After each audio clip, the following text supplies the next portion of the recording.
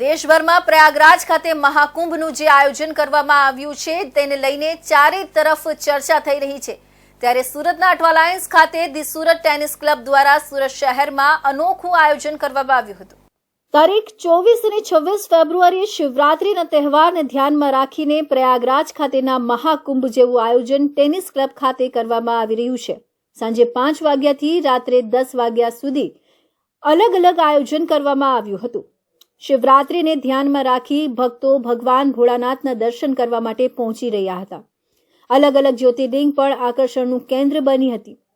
શિવરાત્રીને ધ્યાનમાં રાખીને કરવામાં આવેલા આયોજનમાં ખાસ ઉજ્જૈનથી કલાકારો ઉપસ્થિત રહ્યા હતા। તેમના દ્વારા રજૂ કરવામાં આવેલા શિવ પાર્વતી નૃત્યથી ઉપસ્થિત તમામ લોકો મંત્રમુગ્ધ થઈ ગયા હતા અને શિવ મંચ પર નૃત્ય દરમિયાન જટામાંથી વહેતી ગંગા અને ત્રીજા નેત્રમાંથી વરસતી અગ્નિ જોઈને સૌ કોઈ આશ્ચર્યચકિત થઈ ગયા હતા। કલાકારો દ્વારા ભસ્મ આરતી કરીને સૌ કોઈને શિવના રંગમાં રંગી દીધા હતા। આખું વાતાવરણ શિવમય બની ગયું હતું। અત્યારે જે મહિમા ચાલે છે કુંભનો, એના એક વિચારથી કે ઘણા બધા લોકો નહીં જઈ શક્યા હોય, જે બી સિનિયર લોકો નહીં જઈ શક્યા હોય, અને એને આપણે કેવી રીતે પુણ્ય પ્રાપ્ત કરી શકીએ, તો એનો એક વિચાર અમારી કમિટી આવે, સમગ્ર કમિટીએ એક સુરે એને શક્ય કરવા માટેનું સંમતિ આપી। પરંતુ સૌથી ઇમ્પોર્ટન્ટ વસ્તુ એ છે કે લોકોને સુધી પહોંચવા માટે અમારે 500 લીટર પાણી મંગાવવું એવું એ ચેલેન્જ હતી, પરંતુ અમારા અથાગ પ્રયત્નોથી અને લોકોના સાથ સહકારથી એ લાવી શક્યા અને અહીં મહાકુંભની પ્રતિકૃતિ ઊભી કરી શક્યા છે।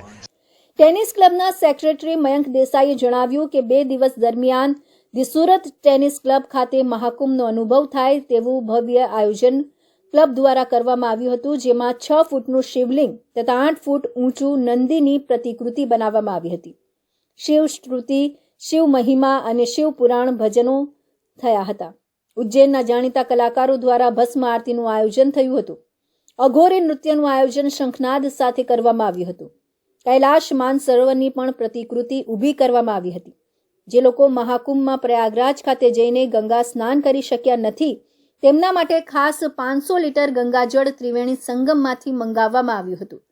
અહીં દર્શન કરવા આવનાર તમામ સુરતીઓ પર આ ગંગાજળનો છંટકાવ કરવામાં આવ્યો હતો।